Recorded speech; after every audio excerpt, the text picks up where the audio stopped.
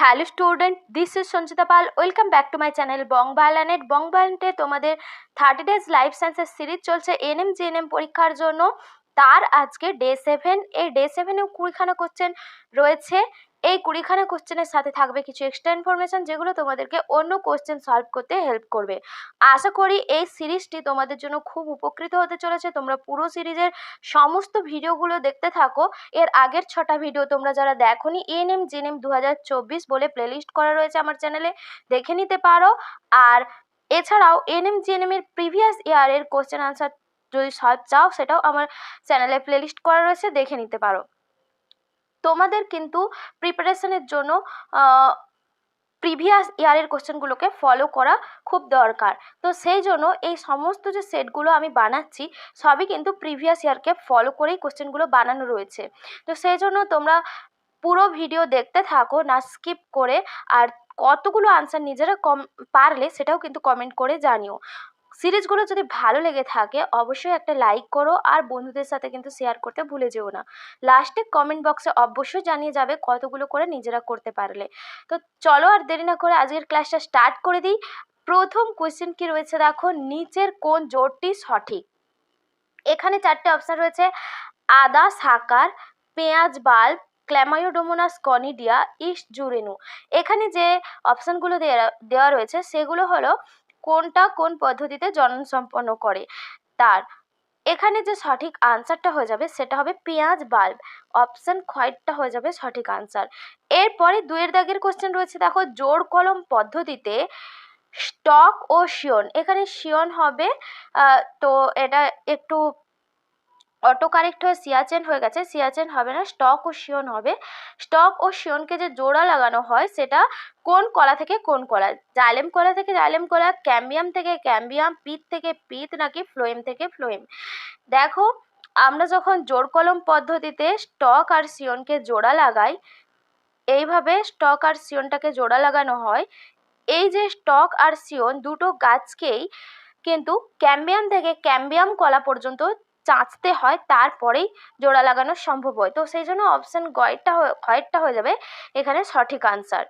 এরপরে চলো 3 নম্বর কোশ্চেন দেখে নিই। 3 নম্বর কোশ্চেন রয়েছে দেখো, ইমাস্কুলেশন করা হয় উভলিঙ্গ ফুলে, একলিঙ্গ ফুলে, পুংবন্ধা ফুলে, সকল প্রকার ফুলে। ইমাস্কুলেশন করা হয় উভলিঙ্গ ফুলে, কারণ ইমাস্কুলেশন পদ্ধতিটাই করা হয় স্বপরাগযোগ বা স্বনিষেককে প্রতিহত করার জন্য। তো সেই জন্য যে সমস্ত উভলিঙ্গ ফুল রয়েছে সেখান থেকে পুংস্তবককে কেটে ফেলে দেওয়া হয়, দিয়ে ইমাস্কুলেশন পদ্ধতিতে ইতর পরাগযোগ, এই পদ্ধতির মাধ্যমে ইতর পরাগযোগ সম্পন্ন করা হয় উভলিঙ্গ ফুলের। সেই জন্য উভলিঙ্গ ফুলের মধ্যে ইমাস্কুলেশন পদ্ধতিটা সম্পন্ন করা হয়। এরপরে 4 নম্বর কোশ্চেন রয়েছে দেখো, কল্যাণ 227। কল্যাণ 227 হলো শঙ্কর গম, শঙ্কর ধান, শঙ্কর কলা, শঙ্কর আখ। কল্যাণ 227 হলো শঙ্কর গম। অপশান কয়েকটা হয়ে যাবে সঠিক আনসার। 5-এর দাগের কোশ্চেন রয়েছে দেখো, লার্ভা দশায় যৌনতার পূর্ণতা প্রাপ্তিকে কি বলা হয়? পিডোগ্যামি, নিউটেনি, ইমাস্কুলেশন, এক্সোগ্যামি। লার্ভা দশায় যৌনতার পূর্ণতা প্রাপ্তিকে বলা হয় নিউটেনি। আর এই যে লার্ভা দশায় যৌনতা তার সক্ষম হচ্ছে এবং যৌনজনন সম্পন্ন করছে যে প্রাণী, সেই পদ্ধতিটাকে বলা হয় লার্ভা দশায় যৌনজনন পদ্ধতিটাকে বলা হয় পিডোগ্যামি। আর এক্সোগ্যামি বলা হয় যখন পুংগ্যামেট এবং স্ত্রীগ্যামেট শরীরের বাইরে, অর্থাৎ মানে বহিঃপরিবেশে, শরীরের বহিঃপরিবেশে গিয়ে তারা মিলিত হয়, সেই যে প্রক্রিয়াটাকে বলা হয় এক্সোগ্যামি। তো এক্সোগ্যামি দেখা যায় সাধারণত মাছেদের ক্ষেত্রে। মাছের ডিম্বাণু শুক্রাণু জলের মধ্যে গিয়ে মানে নিষেক ঘটে, সেখান থেকে চারা মাছ উৎপন্ন হয়। এছাড়া ব্যাঙের ক্ষেত্রেও দেখা যায়। তো এগুলো এক্সোগ্যামি পদ্ধতি। এরপরে দেখো রয়েছে, আর এখানেরটাই বলে দিই, এই যে নিউটেনি পদ্ধতিটা দেখা যায় এক্সোলোটল লার্ভার মধ্যে। এক্সোলোটল লার্ভা,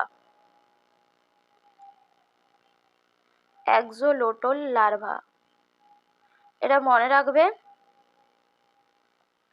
এরপরে দেখো 6-এর কোশ্চেনটা রয়েছে, স্পার্মাটিড থেকে স্পার্মাটোজোয়া রূপান্তরিত হওয়ার প্রক্রিয়াকে কি বলা হয়? Spermatogonia, spermiation, spermatogenesis, spermiogenesis.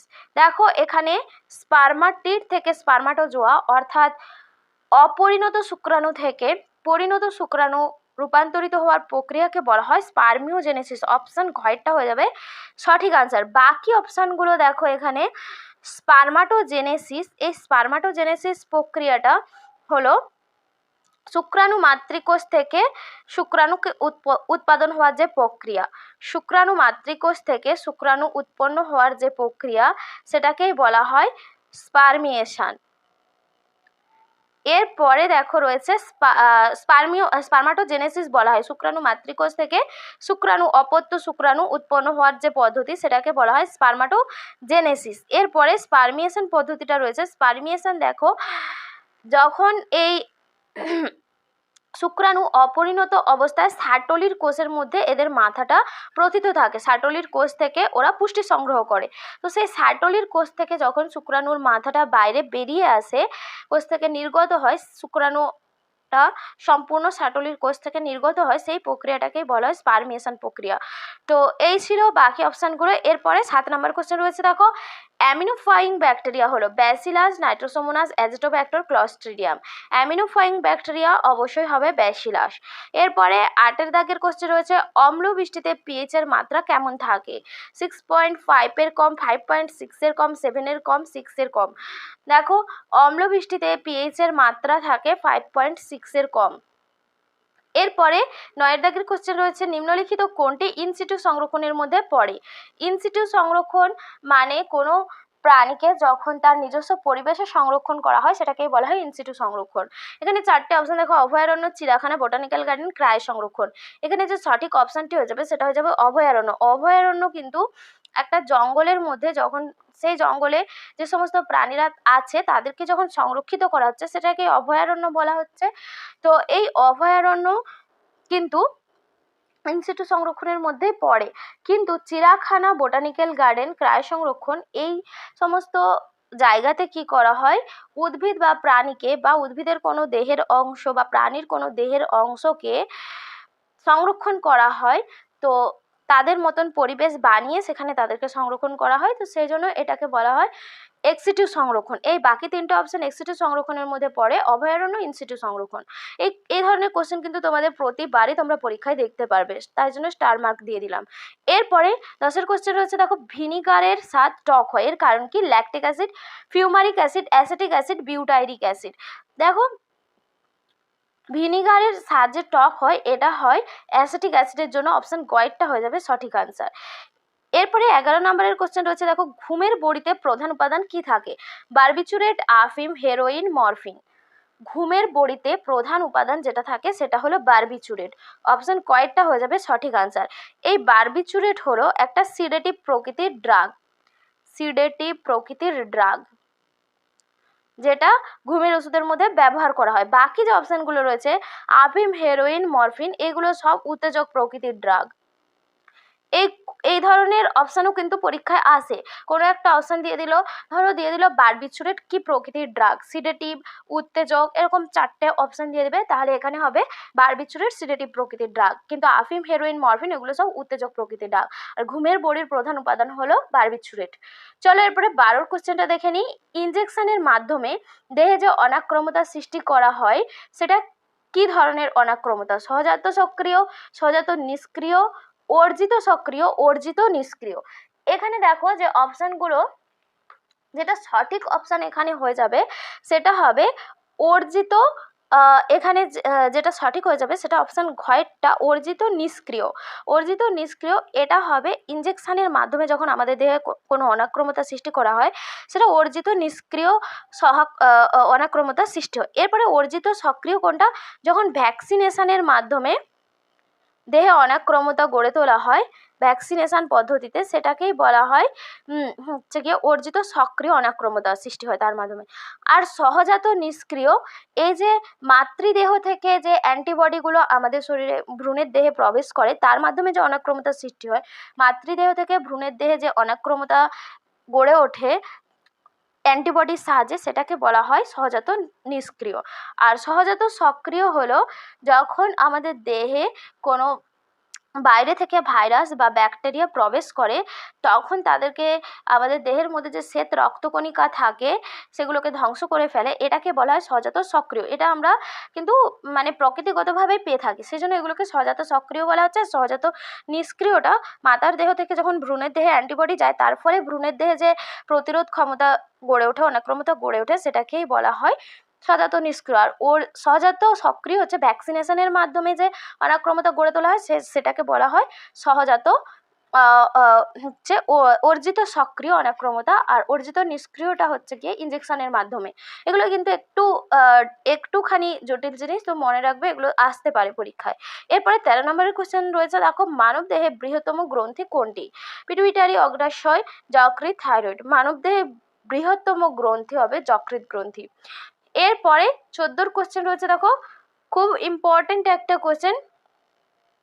দেখো ট্রান্সক্রিপশন প্রক্রিয়ায় রো ফ্যাক্টর কোথায় কাজে লাগে?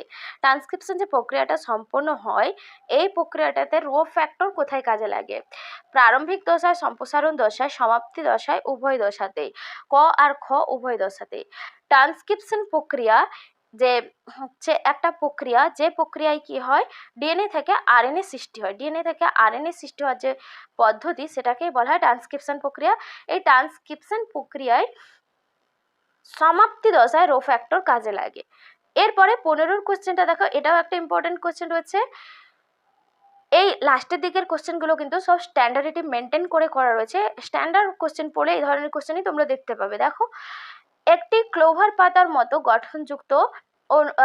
গঠনযুক্ত অণু হলো, এখানে অণু হবে, অনেক তাড়াহুড়ো করে পিডিএফটা করতে গিয়ে অনেক অটো কারেক্ট হয়ে গেছে, যেগুলো ভুল, অনেক বানান ভুল হয়ে গেছে, তো সেগুলো একটু তোমরা বুঝে নিও, আমি বলে দিচ্ছি কোথায় কি ভুল হয়েছে। দেখো একটি ক্লোভার পাতার মতো গঠনযুক্ত অণু হলো ZDNA, টিআরএনএ, এমআরএনএ, আরআরএনএ। এখানে যেটা সঠিক আনসার হয়ে যাবে সেটা হবে টিআরএনএ। টিআরএনএর গঠন ক্লোভার লিফের গঠন, ঠিক আছে। মানে 16 নম্বর কোশ্চেন রয়েছে, দেখো ঘোড়ার বিবর্তনের সঠিক ধাপ কোনটি? Eohippus, মেরিস্টিপাস, মেসোহিপ্পাস, প্লাইহিপ্পাস, equals. Eohippus, মেসোহিপ্পাস, মেরিস্টিপাস, প্লাইহিপ্পাস, equals. Eohippus, মেসোহিপ্পাস, মেরিস্টিপাস, equals, প্লাইহিপ্পাস। Eohippus, মেরিস্টিপাস, equals, প্লাইহিপ্পাস, মেসোহিপ্পাস। দেখো এখান থেকে দুটো অপশন সহজেই বাদ চলে যাবে, কারণ ইওহিপ্পাস প্রাচীন যুগের সর্বপ্রথম ঘোড়া ছিল ইওহিপ্পাস, আর আধুনিক বর্তমান ঘোড়ার নাম হচ্ছে ইকুয়াস। তো সেই জন্য লাস্টে প্রথমে ইওহিপ্পাস আর শেষে ইকুয়াস থাকার কথা, এই দুটো অপশানে ওটা নেই, সেই জন্য ওই দুটো অপশান ক্যান্সেল হয়ে যাবে। বাকি যেটা দেখো, বাকি যে দুটো অপশান রয়েছে তার মধ্যে ইওহিপ্পাস আর ইকুয়াস শেষে রয়েছে, কিন্তু এটা দেখলেও চলবে না, এর মধ্যে ধাপটা ঠিকঠাক দেখতে হবে। দেখো ক্ষয়ের অপশানটায় ঠিকঠাক ধাপ রয়েছে, ইওহিপ্পাসের পরে মেসোহিপ্পাস এসেছে, তারপরে মেরিস্টিপাস, তারপরে প্লাইহিপ্পাস, তারপরে ইকুয়াস। তো এটাই ছিল ঘোড়ার বিবর্তনের সঠিক ধাপ। এরপরে 17 দাগের কোশ্চেন রয়েছে, দেখো সমবৃত্তীয় অঙ্গের বৈশিষ্ট্যটি কোনটি? চারটে অপশন রয়েছে, উৎপত্তিগতভাবে ভিন্ন, কাজও ভিন্ন। উৎপত্তিগতভাবে ভিন্ন, কাজ একই, অপচারী বিবর্তনকে নির্দেশ করে। উৎপত্তিগত, গঠনগতভাবে এক।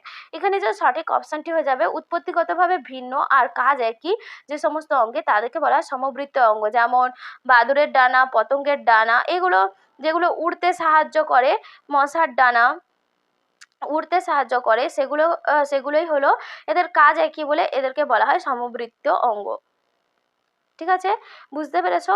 বা যেগুলো উদ্ভিদের ক্ষেত্রে আকর্ষ হতে পারে, ঝুমকলতার আকর্ষ, মটর গাছের আকর্ষ, এগুলো এদের উৎপত্তি ভিন্ন হলেও এদের কাজ একই, তো সেই জন্য এগুলোকে সমবৃত্ত অঙ্গ বলা হয়। এরপরে 18 কোশ্চেনটা দেখো, একটা ইম্পর্টেন্ট কোশ্চেন রয়েছে, গ্লুকোজ থেকে গ্লাইকোজেন সংশ্লেষ প্রক্রিয়াকে কি বলা হয়? Glycolysis, glycogenolysis, neoglucogenesis, glycogenesis.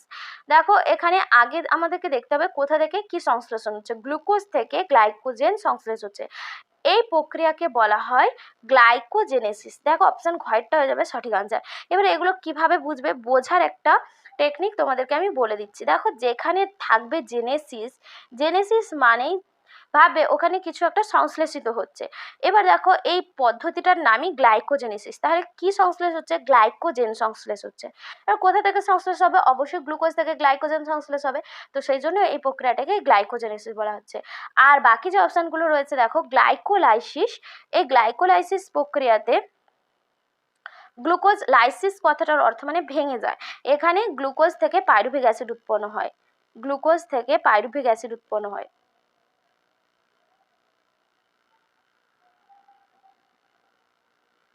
এরপরে গ্লাইকোজেনোলাইসিস মানে এখানে দেখো লাইসিস কথার অর্থ বললাম এক্ষুনি ভেঙে যাও।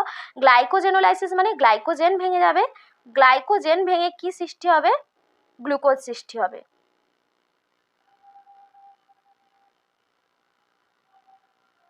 সেই প্রক্রিয়াটাকেই বলা হয় গ্লাইকোজেনোলাইসিস। নিওগ্লুকোজেনেসিস যখন কোনো অকার্বোহাইড্রেট থেকে অর্থাৎ প্রোটিন ফ্যাট থেকে যখন গ্লুকোজ সৃষ্টি হয় সেটাকে বলা হয় নিওগ্লুকোজিনেসিস।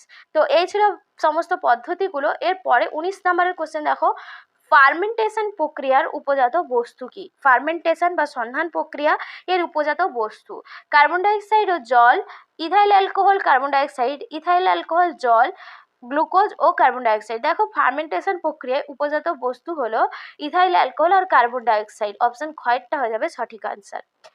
এরপরে এই যে ফার্মেন্টেশন বা সন্ধান প্রক্রিয়া একটা এককোষী শৈবাল দরকার হয় যেটাকে বলা হয় ইস্ট। এই ইস্টের মধ্যে জাইমেজ নামক এক ধরনের উৎসেচক থাকে, যেই উৎসেচকটা কি করে শর্করাকে ভেঙে ফেলতে সাহায্য করে, শর্করাকে ভেঙে সেখান থেকে ইথাইল অ্যালকোহল আর কার্বন ডাইঅক্সাইড উৎপন্ন করে। তো এই এক্সট্রা ইনফরমেশনগুলো মনে রাখবে। ফার্মেন্টেশন প্রক্রিয়ায় যে অণুজীবটা দরকার হয় সেটা হলো ইস্ট বা স্যাকারোমাইসিস সেরিভিসিস যেটাকে বলা হয়। আর ফার্মেন্টেশন প্রক্রিয়ার উপজাত বস্তু হলো C2H5OH মানে ইথাইল অ্যালকোহল আর কার্বন ডাইঅক্সাইড। আর ফার্মেন্টেশন প্রক্রিয়ায় যে উৎসেচকটা দরকার হয় সেটা হচ্ছে জাইমেজ উৎসেচক। তো এরপরে আজকের লাস্ট কোয়েশ্চেন 20 নম্বর কোয়েশ্চেন রয়েছে, দেখো কোন পর্বের প্রাণীদের শ্বাসঙ্গ ম্যালপিজিয়ান নালিকা? এখানে দেখো পর্ব চেয়েছে পরিফেরা, নিরারিয়া, আর্থ্রোপোডা, মোলাস্কা। দেখো পতঙ্গ শ্রেণীর প্রাণীদের মধ্যে ম্যালপিজিয়ান নালিকা দেখা যায়। তো পতঙ্গ শ্রেণী কোন পর্বের মধ্যে পড়ে? আর্থ্রোপোডা পর্বের মধ্যে পড়ে। সেই জন্য এখানে সঠিক অপশনটা হয়ে যাবে অপশন ক, আর্থ্রোপোডা। তো এই ছিল তোমাদের 20খানা কোয়েশ্চেন। 20খানা কোয়েশ্চেন সাথে আলোচনা করলাম, সাথে কিছু এক্সট্রা ইনফরমেশন দিলাম। এরকমই তোমাদের 30 দিন 30খানা ভিডিও আসবে যেখানে 600+ কোশ্চেন তোমাদেরকে আমি প্র্যাকটিস করাবো। আশা করি এই সিরিজটা তোমাদের জন্য খুব উপকৃত হবে। তোমরা কিন্তু সমস্ত ভিডিওগুলো দেখতে থাকো। যারা পুরোনো ভিডিওগুলো দেখোনি, পুরোনো ভিডিওগুলো দেখো। আমি বলবো তোমাদের কিন্তু সময় নষ্ট হবে না, তোমাদের জন্য খুব উপকারী হবে। তো আর একটা কথা বলি, তোমরা যদি আমাকে বেশি করে মোটিভেশন দাও, অর্থাৎ বেশি করে লাইক শেয়ার করে দাও, তাহলে কিন্তু আমারও এই ধরনের আরও নতুন নতুন ভিডিও বানানোর জন্য মোটিভেশন আমিও পাবো। তো সেই জন্য তোমরা ছোট্ট করে একটা কমেন্ট আর লাইক করে দিও ভালো লাগলে। আজকে এতটাই, আবার দেখা হবে পরবর্তী ক্লাসে। ততক্ষণ সবাই খুব ভালো থেকো, সুস্থ থেকো, টাটা।